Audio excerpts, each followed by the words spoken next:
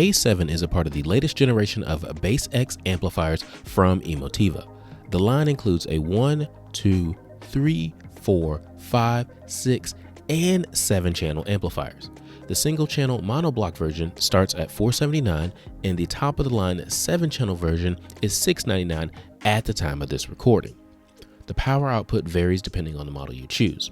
The single channel model can output up to 200 watts into 8 ohms, while the 7 channel version can output up to 90 watts per channel, all channels driven, into 8 ohms. The chassis, features, and connections are very similar between the models. You just have to choose which model works best for your setup.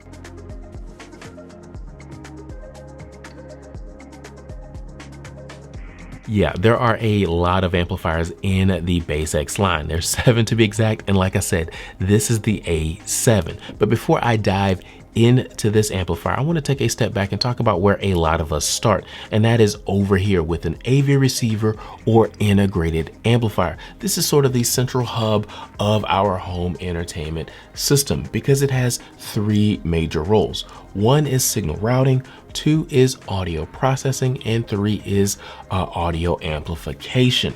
And it does all of those jobs right here in this single box, so it makes it fairly easy. So let's say you have a source device, a 4K Blu-ray player, maybe a streaming device, Roku, Apple TV, whatever, plugged into this via HDMI. Well, the audio and video signal from that source device is going to come into this box, and the box is going to route the video signal onto your television or your projector. Then it's going to take the audio signal and it's going to process it or decode it, using Dolby Digital, Dolby True HD, Dolby Atmos, DTS, HD Master Audio. One of those codecs is going to decode it and it's going to take that processed signal and then it's going to send it to the onboard amplifiers. The signal will be amplified and sent on to your speakers so you can hear sound. So with this one box, you can see video and you can hear sound. And it actually works really, really well. But for this video, I specifically want to talk about the amplifiers built into this box and how they differ from the amplifiers built into a dedicated amplifier like the A7 that I have right here. Now, for the amplifiers built into an AV receiver, a lot of manufacturers will quote, up to 120 watts, up to 130 watts, up to 150 watts, which is a lot of power. And when you look into the specs, you'll see that that power is delivered across 2 channels at a specific frequency range. And a lot of times it's at 1000 hertz, which is quite nice. But the problem is we hear more than just 1000 hertz tones. We can hear from 20 hertz to 20,000 hertz. And sometimes they will publish that number as well, which is good. But the real issue is the 2 channels driven or 1 channel driven number, because what that means is if you have 2 channels driven, you can get that power. But if you add more channels, if you add more speakers to the box, that power level is actually going to drop, and it might drop to 50 watts a channel, 40 watts a channel, 60 watts a channel, once you add in all 7 of your speakers or 9 of your speakers or whatever to your AV receiver. And that is where this differs a little bit, because for this, specifically the A7, this can do up to 90 watts per channel, all channels driven from 20 hertz to 20,000 hertz, which is the audible frequency range. And it actually has low distortion across that. So this gives you dedicated power for each one of your speakers, and you know what that dedicated power is, whereas most AV receivers really don't publish those types of numbers. Now, practically speaking, what that means is if you have more demanding speakers, let's say they have a sensitivity of 87, 88 dB, something like that, they will draw that power and give you much more detail, and stuff like that compared to a traditional AV receiver. But like I said before, this is just an amplifier. You will still need a processor to go along with it. Now, Emotiva does sell a processor in the BasX line, so it has the same sort of look as this, and it's called the MC1. I haven't reviewed it, but I will put a link in the description below so you can check it out. Now, if you have a mid-range or higher end AV receiver, the good news is it actually has connections in the back of it, so you can just use it as your processor. Those connections are called pre-out connections. And actually, in fact, let me show you how to connect your pre-out connected AV receiver to your new amplifier. Okay, so let's talk about connecting an AV receiver to the amplifier. The A7 is down here. This is my Denon AVR-X4400H AV receiver, and this is the Klipsch RP150M, and I'm using all of this as sort of a demonstration, obviously. So right now I've got the Klipsch plugged into the amplifiers on this Denon AVR. This is the front right connection over here, but this is a 9.2 amplifier. So it's got 9 channels of amplification built in with 2 subwoofer outputs, but it's got 11 channels of processing on board. So technically with this AV receiver and an additional 2 channel amp, I can run a 7.1.4 setup. So I can have 7 floor level speakers, technically 2 subwoofers, and 4 overhead speakers if I have an additional amplifier. And to do that, I need to use these connections. These are the pre-out connections that I mentioned earlier. Now to clear this up a little bit, I'm going to remove this because we're going to be connecting this to the amplifier in a minute. I'm going to put it over here. But like I said, these are the pre-out connections. So I've got a couple of zones and we're not going to talk about those. We're going to talk about these right here. Now the white connections on top are typically left and the red connections on the bottom are right. So right here, I've got front left, front right, center, surround, surround back, height 1 and height 2, left and right for both of these. So these are the connections that you're going to use to connect to your amplifier. But down here, I've got the speaker connections, and then over here are the unbalanced connections that you're going to use with the pre-out connections. Now, the way this amplifier is set up is these are just channels. They're not assignable. You can plug them in however you want. If you want to put left and right here, you can do it. If you want to put left and right here for fronts, you can do it. You can do it however you want that makes sense for your setup. But I'm just going to use this one over here for this speaker, and I'm going to call that front right. But to do this, okay, here we are. Here's the RCA cable I was looking for. But this is the RCA cable that you're going to connect via pre-out to this unbalanced connection down here on the amplifier. So remember we said white was left and red was right. So I'm going to go front right down here and then front left right there. And that's going into the pre-out section on the AVR. And then I'm going to connect the other end down here. That's going to be front left on channel 6 and front right on channel 7. So I've made my pre-out connection. I'm gonna hook that up right there just so it's kind of out of the way. And then all I have to do is go in over here and then connect my speaker. Black with black and red with red. Make sure it's the same way on the speaker up here. Red with red, black with black, and you are good to go. It's really easy to connect. All you need is some RCA cable and pre-out connections. Now, if your AVR does not have pre-out connections, this will not work. But if you've got like 11 channels of processing or 5 channels of processing or whatever, you can actually add an amplifier like the A7. Okay, now let's talk about my experience in testing this amplifier. I tried both movies and music with this amplifier. The movies were in 7-channel mode and the music was in 2-channel mode because I wanted to really just get some music experience with this amplifier.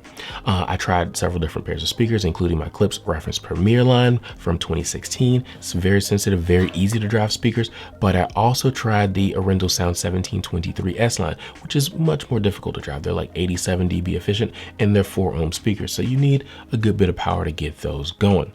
But I also tried some speakers that I got in for review recently because I needed to break them in. They're the Q Acoustics concept line. So definitely hit that subscribe button and that notification bell because that review will be coming in a few weeks. I have a few other things I need to do before then, but that review will be coming. So definitely stay tuned for that.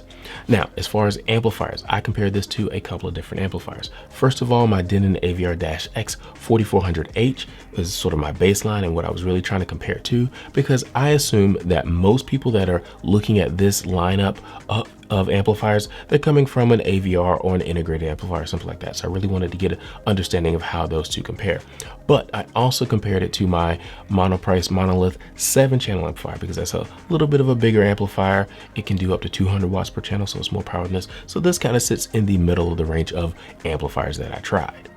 Now, inside of my processor, my AVR, I set these speakers to large, and what that does is it tells the AVR to send a full range signal from 20 hertz to 20,000 hertz to the amplifiers. Now, my speakers couldn't go that low down, but I wanted to send a full range signal, no subwoofers, so I could really compare the amplifiers. Now, let's go ahead and let's talk about music. And when I was testing music, I listened to a lot of different songs, and when I compared the A7 here to my Denon AVR in 2-channel mode for both of them, I really couldn't tell a difference between the two amplifiers because they basically put out the same power.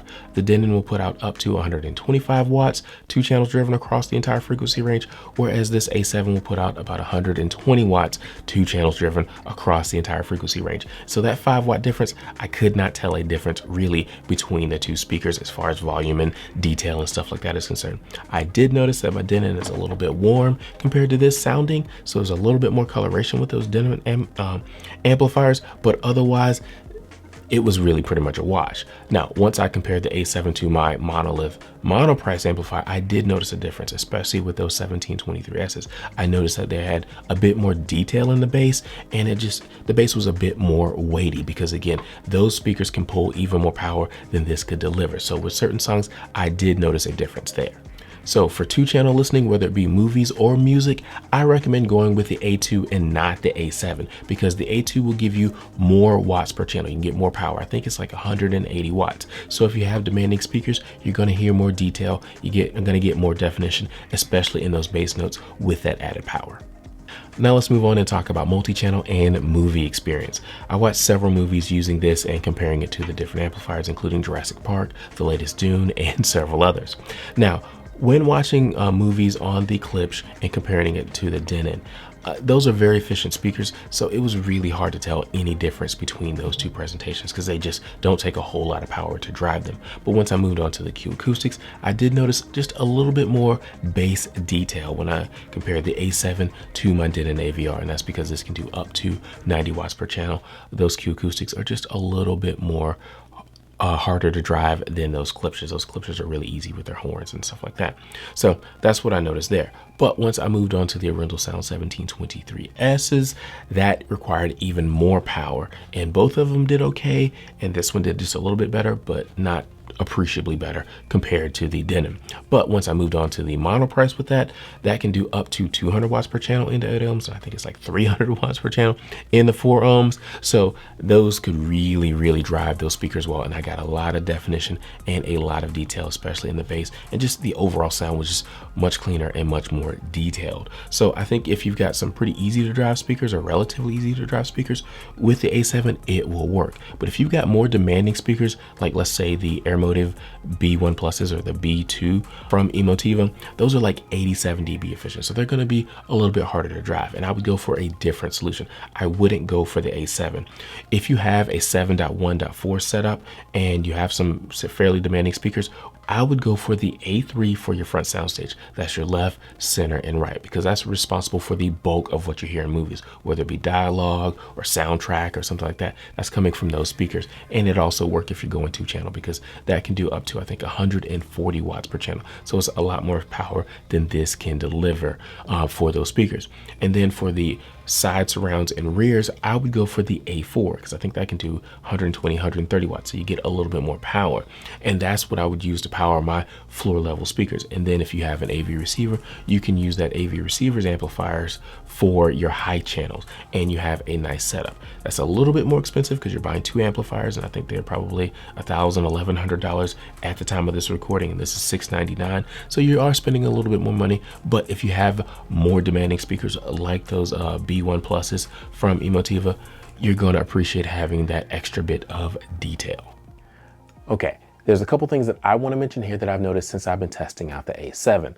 The first thing is there is an audible speaker thump when this initially turns on with a trigger connection involved. So the way I run my main system is I hit the power button on the Fire TV remote, Apple TV remote, and it turns everything on. So my preprocessor AV receiver turns on, and then the trigger cable is running from it to the amplifier to tell the amplifier to turn on.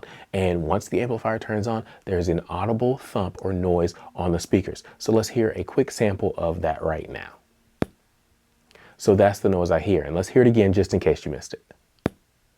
Okay, so that's the noise that I hear whenever it turns on. It doesn't do it when it turns off, but it does it when it turns on. But if you're not running a trigger cable like the setup that I have right here, you don't have that same noise. And I think it's because they don't have that sort of delay in this with the trigger connection, so you get that audible noise. But if you're running it like this, where you have your preprocessor and you turn it on and then it comes on, you give it a second. Right now you can see that was on a volume of 100. If I hit this, it turns on and there's no noise. Okay, yeah, so there was no noise there, as you can see. Now, if you turn it off in the same order, turn this off first and then hit that, again, you get no noise. So I think that's kind of how you work around it, but I do wish this had like a little bit of a delay in the trigger connection so you don't get that speaker thump when it runs. Now, another thing that I noticed is there's just a little bit of noise that comes off of this amplifier, and technically it's audible, but practically it's actually not audible. And what I mean by that is right now I've got a setup where I've got the preamp volume at 100, the amplifier's on, and I'm running this Klipsch RP150M. It's one of the more sensitive speakers that I have in this room, and I wanted to see if I could hear any noise. So as I sit here and I'm talking to you, it's really quiet in this room and I don't hear anything from this very sensitive speaker with the volume turned to max. But if I put my ear right here on the tweeter, I hear just a little bit of a hiss. And on the woofer, I hear just a little bit of a hum, sort of like a hum you would hear like near an electrical substation or a transformer or something like that. So I think it's sort of like a ground loop that's coming off the transformer inside this case. So technically it's audible, but practically it's not audible because again, I'm this close and I can't hear it. You literally have to put your ear basically on the drivers to hear that sound. So again, technically audible, but practically it's not audible. So the BasX line from Emotiva is a great way to get into amplifiers. They have a monoblock all the way to a 7-channel like I have here, and they're reasonably priced, starting at I think $479 and going up to $700. So that's a really, really good deal for what you get. It's got a lot of nice features, including the status LED indicators up front, and there's a little switch on back so you can turn them off if they bother you at night, or you can turn them on so you can know the status, know that everything is good with the amplifiers in the box. That's really nice. Now, like I said, if you use the trigger functionality, you may get a little bit of a speaker thump. I don't think that really damages speakers, but you know, it doesn't feel good, right? But you can also just hit the button when you need to turn it on as well. So that's a nice feature as well. But they also have trigger out. So if you get multiple amplifiers, like I mentioned, for a multi-channel setup, the A3 and the A4, you can again use those trigger outs to trigger everything on. So that works really well. Now, I don't have any issues recommending these because they sound good. They don't actually color the sound, because when I compared them to the different amplifiers, I noticed that they didn't add any additional color to the sound. I did notice that the deadening was a little bit warm, but comparing this to that mono price, there was no additional color really added. And also even I compared it to the SMSL SA400, which I had in for review. Again, no other color there. So I think Emotiva has done a great job with this lineup. Like I said, it's reasonably priced and you can mix and match. I recommend, I guess I should say, A3 front soundstage, A4 for the remaining speakers if you have a 7-channel setup. But if you want to purchase this or the MC1 as your processor, I'll put links in the description below. If you want to find out more about the benefits of power amplifiers, I'll put a video link in the description below because I did talk about that in another video. Thank you guys for watching. If you found this helpful, definitely give us a thumbs up, hit that subscribe button and that notification bell. I'll talk to you next time.